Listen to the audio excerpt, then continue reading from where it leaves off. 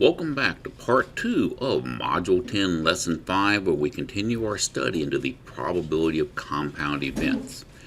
When conducting a probability experiment, the theoretical probability of the compound event is the ratio of the number of favorable outcomes to the total number of outcomes in the sample space.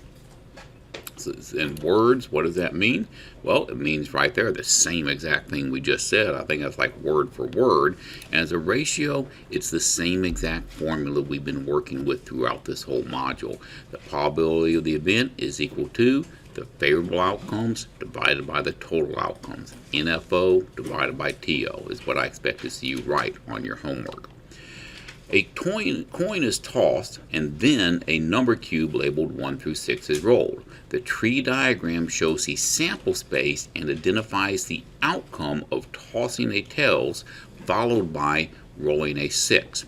The tree diagram can the whole thing's there. A tree diagram can be used to find the theoretical probability of this compound event. So we're going to drag the appropriate values into the to complete the ratio of the number of favorable outcomes to the total number of outcomes. And if you look down here, zoom out some, there's only one time that you got both a tails and a 6. So the number of favorable outcomes is going to be 1. And the total number of outcomes, that's going to be 12 because you had 6 outcomes for the tails and 6 outcomes for the heads. Check our answer. 1 out of 12. Yes, it really is that simple to do this. For example number 3, we have 2 number cubes. Both of them are numbered 1 through 6. And it wants to know what's the probability of rolling a sum of 9, with sum, of course, being the answer to an addition problem. So what's the probability of all the rolls combined adding up to equal 9? Now you're looking at a pretty intense tree diagram here, so let's take a look and see how they actually went through this. Followed through the sample space, they made a table instead. Tables are a great option for this because you can see if they rolled a 1 on the first cube, they could roll a 1, a 2, a 3, a 4, a 5, or a 6 on the second cube. If they rolled a 2 on the first cube, they could roll a 1, a 2, a 3, a 4, a 5, or a 6 on the second cube, all the way down until you have a total of 36 different possible outcomes here. So there are 36 outcomes, and the table shows blank outcomes resulting in a sum of 9. Well, let's color them in. A sum of 9 we're going to have, let's see here, we have, that's only going to get me up to 8. And here we got a 3 and 6 is equal to 9. A 4 and 5 is equal to 9.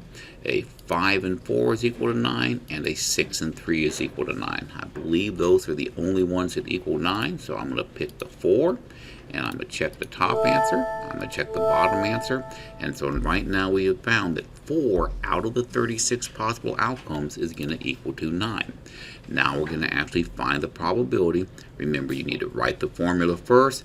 P event equals NFO divided by TFO, number of favorable outcomes divided by total outcomes. The sum of the 9, when we plug it in, is going to end up being 4. The total number of outcomes ended up being 36. That is not in simplest form, though. We always write our fractions in simplest form, which means you have a 1 out of 9 chance of getting a sum of 9 on the roll of the cubes, and that would take and divide out to be 0.111 repeating, also known as 11.1% for your final answer. So the probability of rolling a 9 is going to be a 1 out of 9 chance, accept that, or about 11.1%. Check it, and you're done. Easy math. And it is once again time for you to pause the video and work extra practice 1 on your own. Go ahead and do that.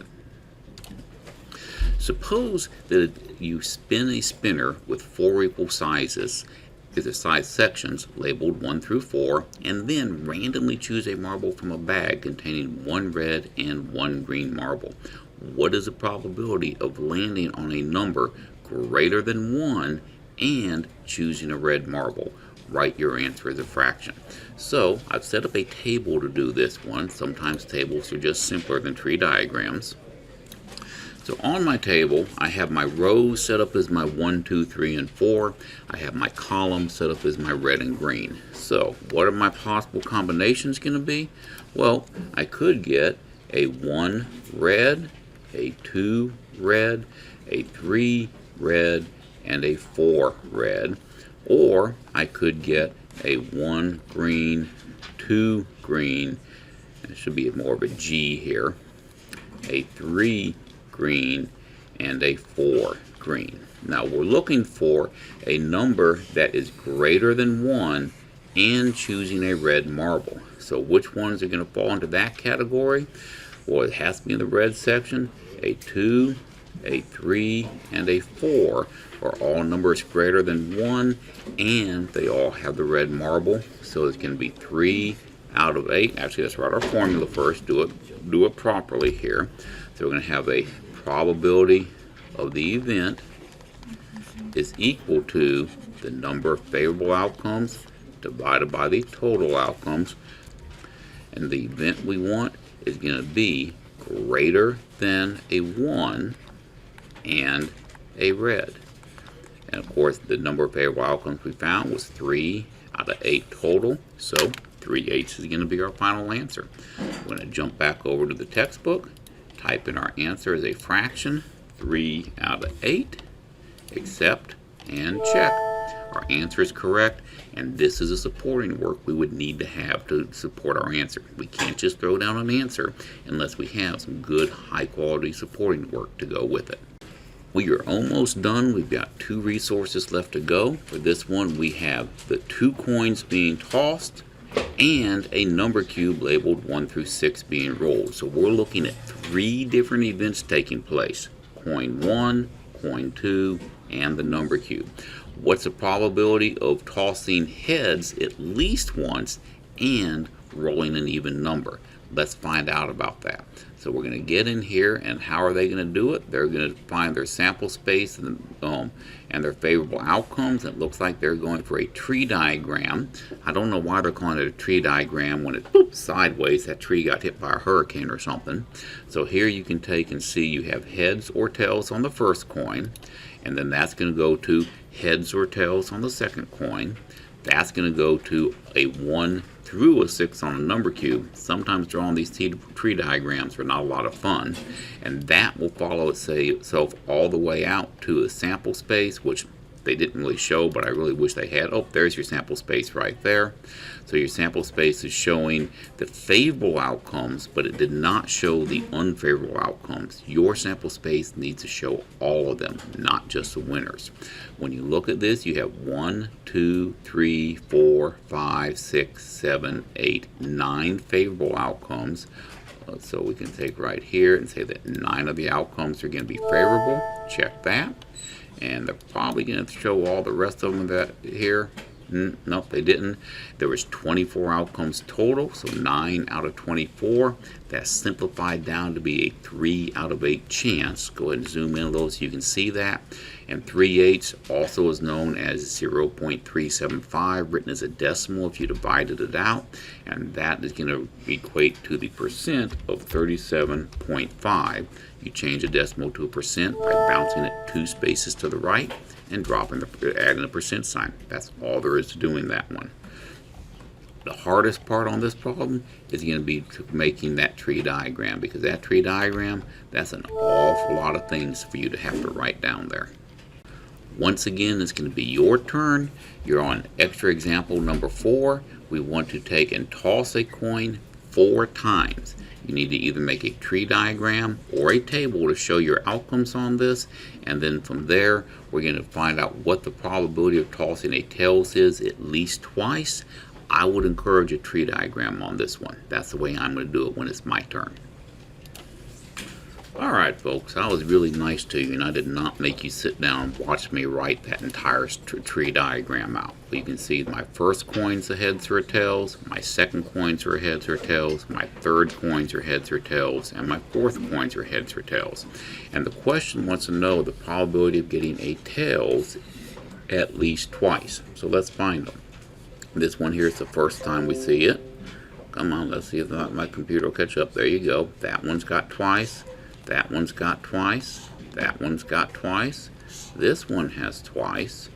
That one has twice. That's 3 times. This one's 3 times. Twice. 3 times. 3 times. And 4 times. So we've got 1, 2, 3, 4, 5, 6, 7, 8, 9, 10, 11 times that it is going to be occur at least twice. We're going to take and zoom, see if we can move it up a little bit. We're going to write our formula here. The formula is going to be the P of event is equal to the number of favorable outcomes over the total outcomes. The event we're looking for is tails greater than or equal to 2. And we had that, what did we say? 1, 2, 3, 4, 5, 6, 7, 8, 9, 10, 11. 11 times that occurred out of 1, 2, 3, 4, 5, 6, 7, 8, 9, 10, 11, 12, 13, 14, 15, 16. That answer is already in simplest terms. That's our supporting work. Jump back over here to the document. We're going to type in our answer. Oh, they want it as a percent, so hold on, let's work on that. To find the percent, we need to take the first number goes in the house, the second number, 16, goes out of the house, 16 goes into 11, 0 times, annexing our decimal is into 0, and bring the decimal straight up. 16 is going to go into that. I'm going to try 6 times. 6 times 6 is going to be 36.